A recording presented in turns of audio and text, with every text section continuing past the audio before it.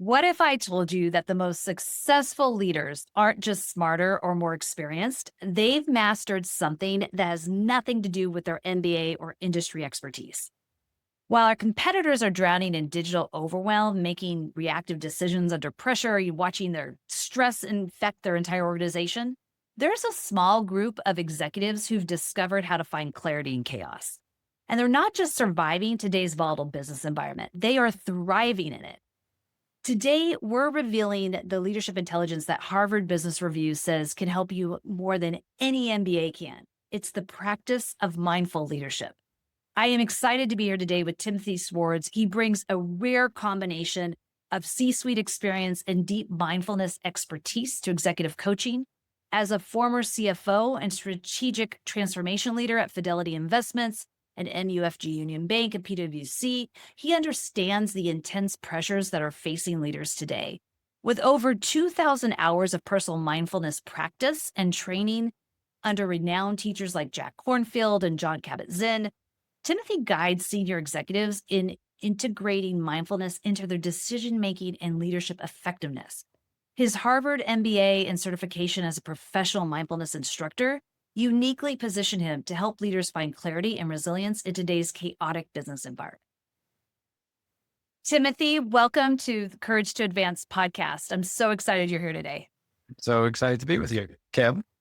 Before we dive into all the leadership challenges we're seeing today, I'd love to hear about your journey and bringing forward the mindfulness focus of your coaching.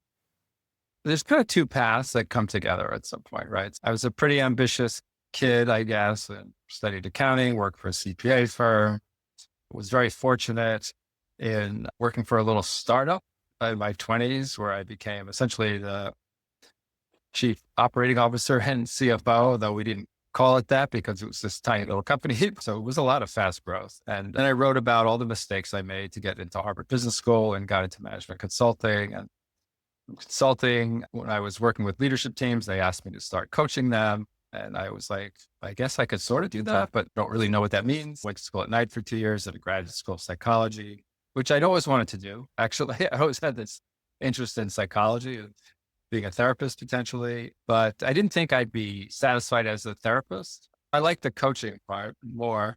And then I also worked in big firms like Fidelity Investments and Union Bank and doing strategy. And so very kind of corporate traditional route, right? But at the same time, somewhat behind the scenes, I had started practicing very intensive meditation starting in college. I had done various things like transcendental meditation early on in college, and then got interested in Buddhist practice and being somewhat ambitious, I guess, spiritually. I could experience these bliss states of meditation. I signed up for a 10-day silent retreat when I was a senior in college, which was very intense and very difficult in some way. The first few days, you've gone from 100 miles an hour to zero, right? You're just sitting and walking meditation and mostly in silence for 10 days. But after about 3 days, one can also experience these amazing bliss states because the busyness of the mind and the thoughts has settled down. So you just experience whatever it is you're doing without these sort of filters in between. There's definitely joy available through these practices as well. And then somehow people started to notice, like I would be asked in an interview, do you meditate or something? And I never talked about it because when I talked about it early in my career, I thought I was crazy. Going on a 10-day silent retreat, who does that? But then people started to notice that maybe I was a little more calm than the typical corporate person. So they would ask, what do I do? I said, yeah, I do meditate. So then they started asking me to teach. So I was teaching at the Young Presidents Organization. And then within the bank, I set up a national program at Union Bank when I was there. I love that. And was there an experience for yourself in particular where you talk about this as this journey, but was there anything that where there was this more pronounced experience at some point in your life that you were called on this work for yourself? And it, Yeah, for many years, there was my meditation practice and my work. Mhm. And then I think a few things happened. One is I certainly noticed in my work that I was managing stress better. As a corporate consultant, You're working on super intense projects, you're Yeah. traveling all the time, you're working 10, 12, 14 hours a day sometimes. So certainly the meditation practice helped with that, just keeping up with those challenges. I was on a coaching assignment where I was doing a lot of development plans for executives, one after another after another. And as part of that, I was doing it with a colleague, and we were needing to find homework assignments for these executives with their new development plans. And one of them I came across was a Harvard Business Review article called The Making of a Corporate Athlete. It's still one of my favorite articles for my clients. And it talks about two main things. One is, well, a little context. So they talk about a corporate athlete as like working 50, 60, 70, 80 hours a week with no breaks versus an actual athlete who maybe is on the field once a week or twice a week. And the Yeah. rest of the time is training and recovery time. And this article is written by an executive coach and an Olympic level trainer. And so they emphasize two things. One is recovery time and how important that is. And literally like every 90 to 120 minutes, taking at least a 5-minute break.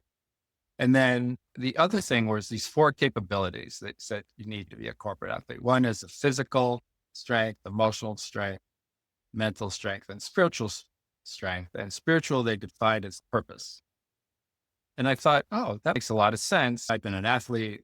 And certainly through the mindfulness, I got the emotional and mental part and some of the purpose part at that point. I started to get more in touch with just how important purpose is and where that can come from, which in my studies and what worked for me was on my values, like being super clear. What are my top 3 or 5 values?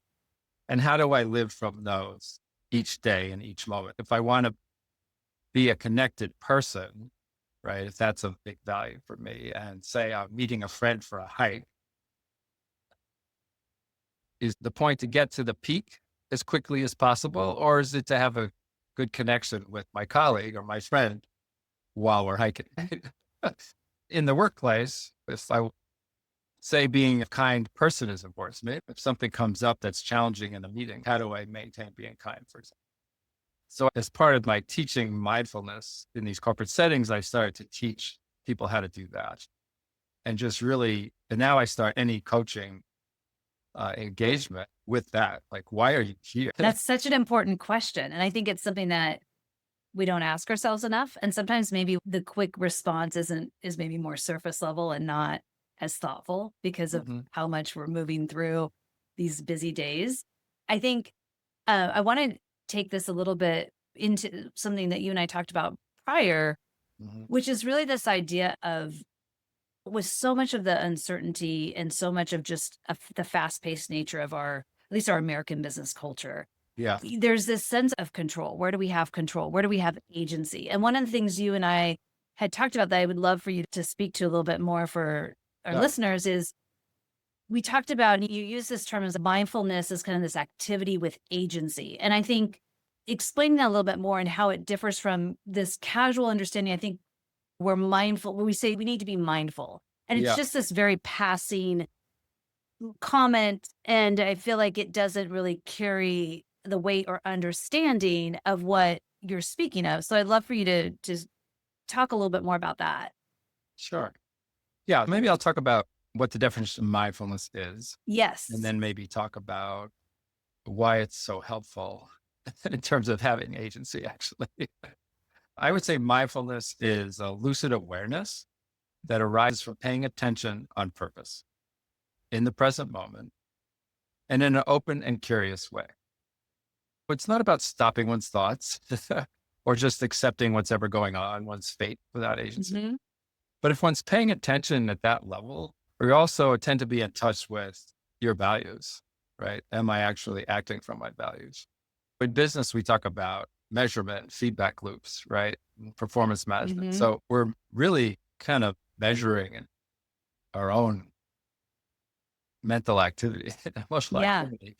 And then because in meditation, your nervous system has calmed down more than the typical person might be, you have more mental space, right? So you're able to respond a bit more wisely. Well, let me talk about stress for a minute. So when we encounter a stressful situation, our amygdala starts Hmm. getting activated and we cannot get into a fight or flight. mode, Yeah. which takes our prefrontal cortex, where our executive functioning happens, offline, right? If you're really stressed, you literally can't have a logical thought. Yeah. Right? Many people have experienced this with their spouses, right? But people the closest to us can trigger us the most, right? Yes. When one practices meditation, you're in an alpha state, which is this both relaxed and alert mode, which is actually more restful than sleep. As we practice this regularly, then we just don't get as upset as much. So when a stressful situation comes up, we still have this spaciousness to respond.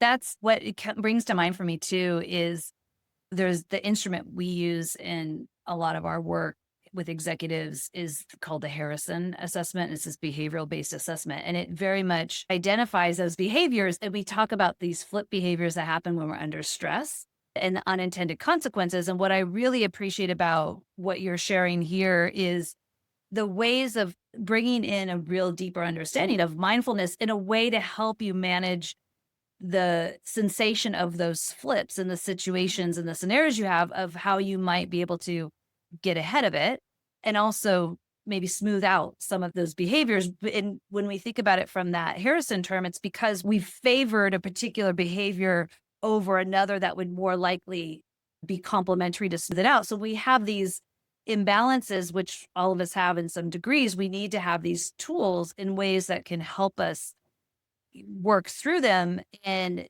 because we can't have the high level of favor of all these different behaviors and be perfect. And so I think Sure. what you're saying is it just brings so much clarity to what leaders need to be incorporating into their toolkit. And I know levels that you've coached, you and I've talked about the work that we've done with many Yeah. executive teams and how this constant sense of always on, inescapable for many of them. And Right. you and I had talked about, hey, what are some of the biggest challenges we're seeing in the work that we're individually doing? I think you and I both said across industries, right? Yeah. The policy changes that are coming from just federal government right now are very impactful for many Right. throughout our country. Looking at this constant digital noise that we're this always on culture, the one thing that really stood out too was we were talking about the stress, that contagion that exists where this stress where these tools and understanding aren't in place really do bleed over into teams and other aspects of the organization.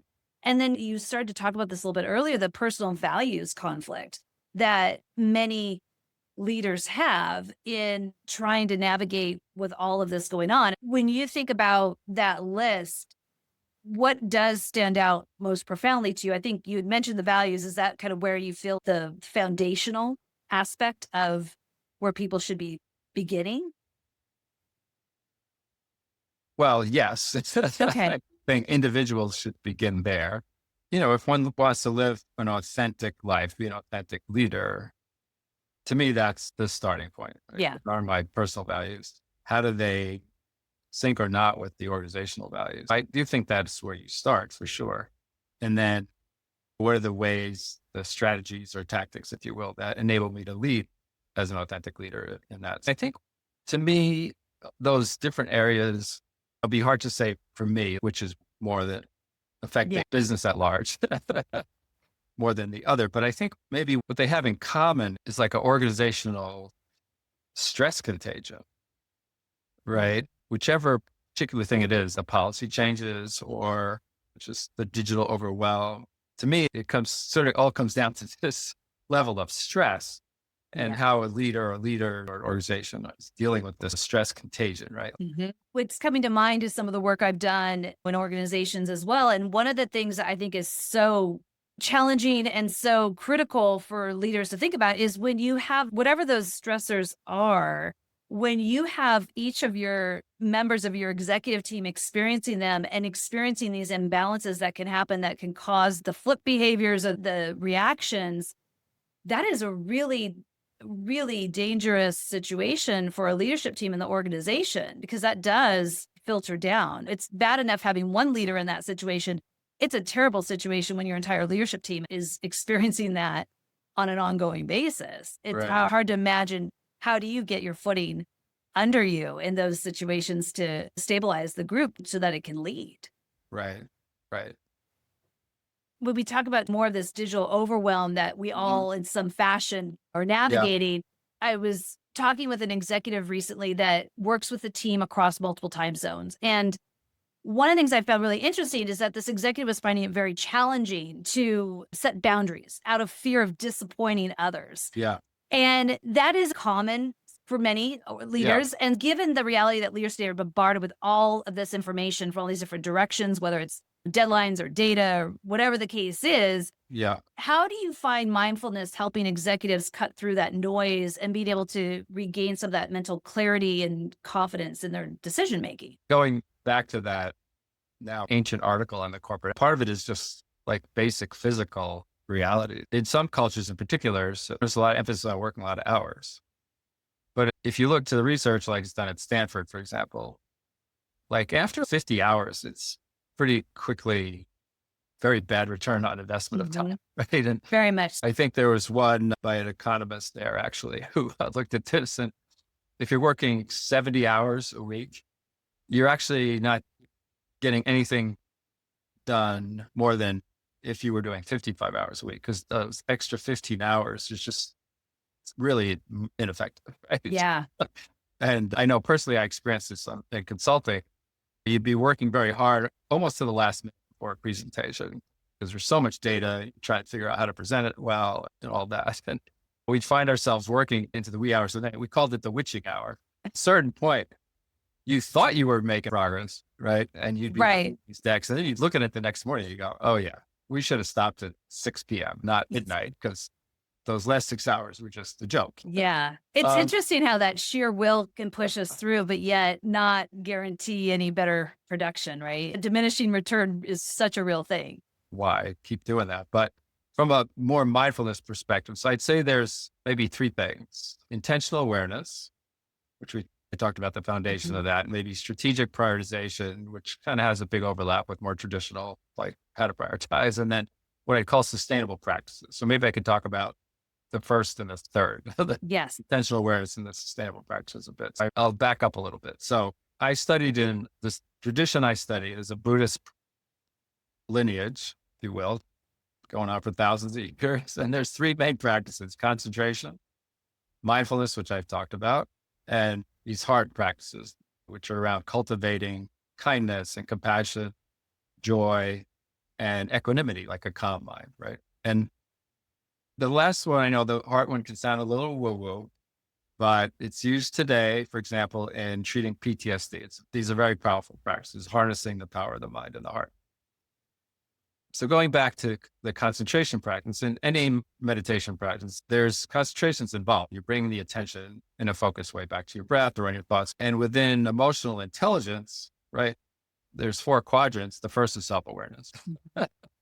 And that has two components, according to Daniel Goleman. One is the self-awareness piece itself. The other is focus. Meditation practice is a great way of increasing focus, right? That's super helpful for an executive that improves his or her focus, right? And then the second thing from the mindfulness aspect is clarity. If you're doing regular practice, you're starting to see those. Remember, I said we're paying attention to our thoughts in Hmm. this intentional way. And what mindfulness practice enables is to see those thoughts as like data points. They're not my thoughts necessarily. They're just what the mind is doing. It's creating thoughts. And some are going to be really useful. Some are just, it's what conjured up today. And according to the National Institutes of Health study, something like 75 or 80% of our thoughts are negative because we survived as a species because we're on the lookout for threats and respond Hmm. quickly. Not so great for thriving in positive ways, but really good for surviving. We can take these thoughts, we don't have to Hmm. believe them all, right? So, quick little sidebar for a second. I was trained in how to teach secular mindfulness, and part of my training was done at San Quentin Prison here in the Bay Area. And if you think about who's in a prison, this is a men's prison. They're men that just believe I got to rob this store to survive. I've got to shoot this guy because he disrespected my girlfriend or whatever it was. And we all have a little bit of this inner felon in us of like, I just got to respond right now. Yeah. By meditating, we're seeing these thoughts, and it's more a bit of a passing show. The other thing that happens is actually very positive, which is we can sit in this mindful state. And the reason that the practice, this lineage I've been involved in is called insight meditations, because insights arise. But they're not just on this left side of the brain. They're actually come from this intuitive place. They're tapping into our subconscious, like much more information than we would get by just trying to think logically. So we can actually have breakthrough insights. And Steve Jobs talked about this. He was a Zen meditator, actually, and credited a lot of his great ideas with being in this more expansive kind of a state. To bring it back to your question, though, I would say clarity is something that can be available to a mindful leader because you're not reacting so emotionally to things and you're seeing thoughts in this broader perspective. I was talking with somebody recently, and one of the things that we were discussing was coming from a very defensive place, right? But not inherently always holding a defensive posture. And one of the Right. things we were talking about was with the busyness and the constant information inflows. And there's this part of it is this reaction because of exhaustion, because of feeling like I'm having to have a conversation that I felt like I've already had, or it's fighting these little battles that feel like, why are we even talking about this? And Sure. I think so much of what you're saying is one of those tools to help bring that clarity. Part of what we were saying is it's when we don't have the space to think. I love that show on, I think it's what Apple TV is Shrinking, and the theme song of look, I want to be able to hear myself think again. I think that is such a powerful statement. It is something that has gone through my mind on days of realizing it's usually those days when I have not been disciplined in my own meditative grounding. Yeah. One of the things you brought to my attention, which I thought was a great article, and I want to have you just speak to how you used it in helping some of the executives you worked with, was you mentioned this HBR article. I'll make sure we also put it in the link along with some of the other resources you've mentioned, that was called Self-Awareness Can Help Leaders More Than an MBA Can. I was really impressed when I went and read it. The CEO discusses finding himself more leading from his head than his heart. And this certainly resonates with the work we also do at Spark Effect and know the work you've done with your clients around the power of bringing those two together. How have you seen that tension play out maybe in some of the executives you worked with where they're trying to navigate reconciling that those two have a place together? It doesn't have to Right. be separate. Sure. Sure. I appreciate the question because the third thing I had wanted to mention around the leadership practices is actually compassion. Compassion is an interesting thing. If you're doing sort of pure mindfulness practice, you need to be compassionate to yourself because you're seeing these thoughts and emotions come up, and not every emotion you're experiencing is so pleasant. Right. Right? One can feel anger, one can feel anxiety, one can feel frustration, right? Disappointment. Yeah. When those are coming up, the challenge is to be open and curious, right? Mhm. It's hard to do that if you're not having some compassion for yourself. It's part of the practice inherently. And as I mentioned, there's these other heart opening practices where you specifically do things to have compassion for yourself and others. That's a big part of being what I call a mindful leader is when these situations come up that are difficult for you, give yourself a little break. This is tough. And I'm not going to let it be a contagion, right? Mhm. I'm going to take care of myself. If I'm about to drown, I'm going to get my little water wings out in the pool Right. versus pulling somebody else down with me. Yeah. So that's So one aspect of it, I would say. do you have an example of a leader you've worked with where that was that you could describe for people? Sure. So imagine a very, very smart man had grown up in tough circumstances. So I would say his self worth was a little challenged, Mhm. but he went on to go to Ivy League school on a scholarship, studied medicine, decided not to go into medicine, but went into finance. Super successful guy. Burned through one marriage because he was traveling all the time. Gets married again. He now has two families. So a lot on his mind. He's a CFO, life sciences firm. Technically brilliant guy. Knows the field really well, right? But when I do his 360, people are scared to talk to him. He's literally the scary guy in the room because he's very confident about his technical skills and where the company should go based on a financial perspective.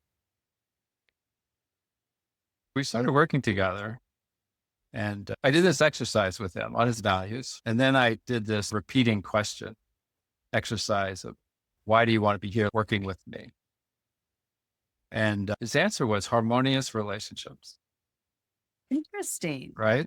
So he's a softie inside, wants to connect with people like we all do. I love that. And so we started working on a couple things, right? So it's a lot around emotional intelligence, right? About self-awareness, self-management, and managing relationships better. And from a self-awareness perspective, we started doing these mindfulness practices. And so he could see when he was generating his behaviors that weren't being received so well was he was anxious. And he would respond to his anxiousness by being too strong or not sharing that he was anxious, not being vulnerable at all, which is hard for a lot of men anyway. And then we also worked on these little hacks, if you will, about how to like little mindful moments in the middle of everything. And so for him, one that was really useful was he'd be in an executive committee meeting and he would ordinarily feel anxious and then overcompensate by coming out too strong. What worked for him was just feeling the sensations of his feet on the floor at the start of his meeting or in the middle of these meetings. And that would be enough for him to call in the formal practice and he could relax. Because one of the tricks of the trade, right? If you're in this, if you're experiencing the sensations of your body, you're not in your head. You're not in the thoughts. And what happens with thoughts from a cognitive behavioral perspective is an emotion on its own lasts like 30 seconds. But if you're feeding it with the thoughts, it goes on and it gets worse and worse. So if you want to do anger management, you got to stop that cycle because you're just going to get angrier and angrier if you keep feeding the thought. You're actually creating your own anger, right? Yeah, So you get in the body and you're like, oh, sensations of feet on the ground. That's just on its own. It's very relaxing. very much so. This totally worked for this guy. That's amazing. Yeah. Within a few months, people were saying, oh, I can't believe the change for this guy. That's how powerful it was for him. I'm not saying it's that powerful that quickly. Right. Everybody, he was a motivated student, shall we say. What I love about that story is that the tips are subtle, right? It was a subtle tip that I hope with our conversation, people take away is that there's a varying degree of what it means in this mindful practice. And there's so many places that people can start to get to a place for more discipline. It doesn't mean that they have to suddenly in the middle of a meeting go into a meditative state. And I think that there's misconception around what this is. And often I've heard so many people say, I can't even begin to meditate. I just can't for all these different reasons. And the list goes on and on. And what I appreciate about wanting to have this conversation with you is that you have really tapped into people who would have maybe had that type of belief system and been able to show them that there are some things that can bring them into a more attentive space and have Right. real change for themselves. And perhaps then that lays the seeds of wanting to go deeper into other ways, but they are really powerful tools, as you've described. Yeah, no, that's right. No, I appreciate it. And I like that term to tip, like from flip to tip, maybe. Yeah. But part of your question earlier was around these limiting beliefs, right? Mhm. Sometimes it's just crucial to work with those. So I was working with a woman, kind of senior level, and she was stuck on the corporate ladder a bit, but she was also not taking great care of herself. Mhm. And so we spent a number of sessions just really diving into that. We started talking about why she was doing that. And she said, for me to take off, I really need to have it planned so that I can really make the most of it. I have this whole list of things to do before I would do the things for myself. And basically, so we went through the list, right? It was taking care of the house, taking care of stuff for the husband, taking care of stuff for the son. Mhm. And she had this belief that she couldn't do anything for herself, including taking care of her health, seeing her friends, and looking for a better job before she got this whole other list done. Wow. I suspect she's not the only woman who's in that situation, the way our culture is. Right. You take care of other people first. But it was so interesting. We had 2 sessions where that was really the main focus. The day after the second session, I got a text from her. I made plans with my friends. I reached out to 2 other companies that have talked to me in the past about wanting me to work for them. And I'm going on a hike, and all this stuff. Powerful. Yeah. And she sits probably 10 or 20 minutes each day in Mhm. meditation. She got to see these thoughts too at a little more granular level and be like, well, why am I not taking care of myself? Yeah. So these kind of things work together. It's my I think what's interesting about that example is that we're told the whole put your oxygen mask on first before you help others. And so intuitively, yep, that's the right thing. And yet in daily practice of our professions, we don't always inherently think about that. We think about, and I don't know if it is more biological women versus men or whatever the case is, but I will tell you that I do relate to that story of feeling, and others I'm around on a regular basis that feel like there's so much dependent, or maybe it's perception or belief of not wanting to let somebody down, that that story just keeps getting reinforced in ourselves. And the idea of putting the oxygen mask on first is right. completely out the door for anything in the day-to-day world. Right, right. And your question was about this man who didn't want to disappoint people, which is why I had to circle back to that because clearly she didn't want to disappoint people or some Yeah. inner person that was driving her to do this. Well, it's so common. I think in a lot of the work I do too, I see this in our American culture.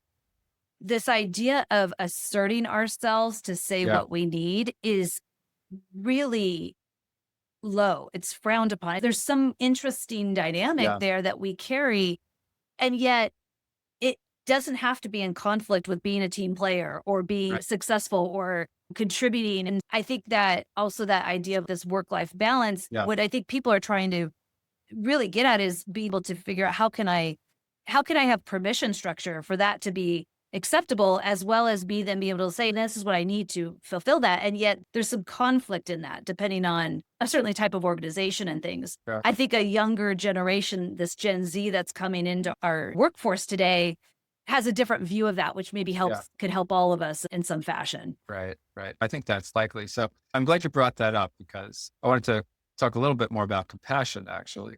Yeah. Typically, we think about compassion. Probably the dictionary definition is when someone's suffering, we want to help them, right? That's what compassion typically is, which is fine, which is great. And I would say within the mindfulness tradition, there's something called mindful self compassion, which is well scientifically researched and supported by evidence, which says how important that is, first of all, Yeah. but defines 2 types of self compassion. One is what I think or traditionally think of is, oh man, this is tough and I'm going to be kind to myself, right? In whatever that looks like, giving myself a pat on the back Mhm. or taking care of myself, go to the gym or whatever we need in the moment, being kind to ourselves. There's also a fierce self compassion, which is like the mama bear, right?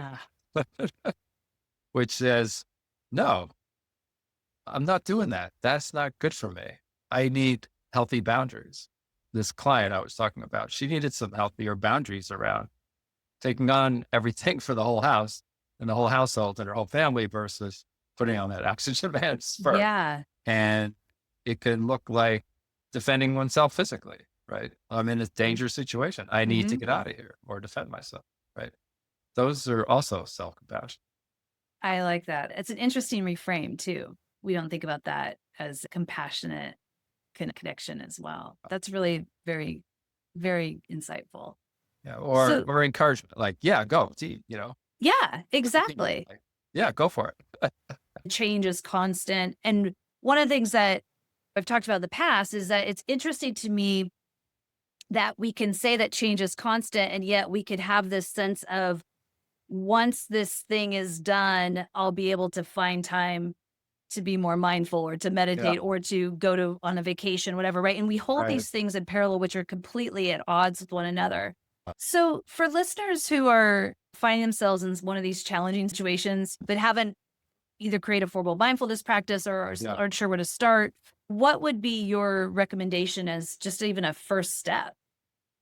Yeah. There's so many resources now as first steps. There's all sorts of apps For example, I was teaching last night at Harvard Club of San Francisco on clarity and community in times of chaos.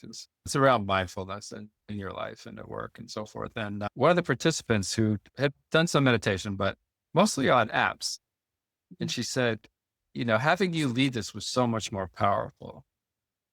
And she felt more accountable, actually, to pay attention. Interesting. And that resonated with me in terms of my experiences as a student.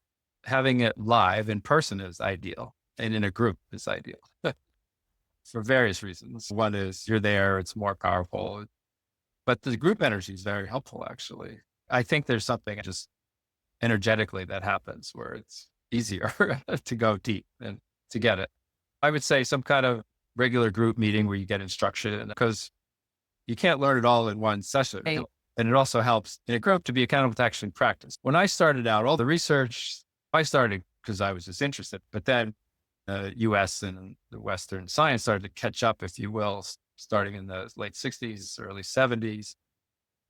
And in those days, the research was on people who were meditating probably at least 40 minutes a day and doing these long retreats and things. So I thought, oh, that's how long you need to meditate for anything to happen. But more recent research points out that like 10 minutes a day can actually make a big difference for self-awareness. I think in that article you mentioned, our Business Review, they talk about 10 minutes a day for, I don't know, 6 or 8 weeks, your self-awareness goes up 35% or something like that. Incredible. I do think just starting to learn, ideally live, if not live online, if not on an app, there's some great apps out there, super useful. And then just trying it every day, even if it's not for a long time, can be super, I call it like micro moments many times. I like that. Micro moments many times. That's very good.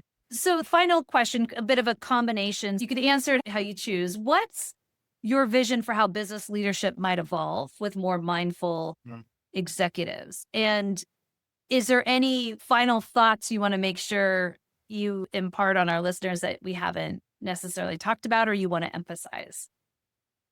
In my perfect future of leadership, mindfulness would be a core competency, right? Along with strategy and operations, marketing and all that. Because I think that would build emotional resilience, emotional regulation, so that contagion wouldn't even start as much as frequently. Right. Greater empathy for oneself and others. I actually think it's very powerful that people feel included in decision making. I've done a lot of work with leadership teams, and when they're working as a group together on something, like they're all way more committed. There's a lot less bumps in the road going forward, and strategic clarity, actually, like more clear decision makers. These people would be more grounded. I love that. You've really talked so much about the head and the heart coming together and how the power, that's really a superpower when we really embrace both those things and recognize that they really should be aligned. And I think that's something that why you and I are talking, we have that same belief. We have that belief with the spark effect. So I really thank you, Timothy, for your time, for your insight. I want to just remind our listeners as we wrap up that we will have free resources relevant to our conversation today that you can download at couragetoadvancepodcast.com, which will take you to that Spark Effect podcast page. We're also going to have some pieces from Timothy, some of the demonstration of some of the mindfulness work that you'll be able to access. Again, Timothy, thank you so much for sharing your journey and your insights with us. It's been tremendous. I want to thank our Empathy Edge podcast listeners and the podcast subseries, and to everybody for tuning in to Courage to Advance, where transformative leadership isn't about having all the answers, but it's about having the courage to find them. Timothy, thank you so much again for joining us. Thanks for having me.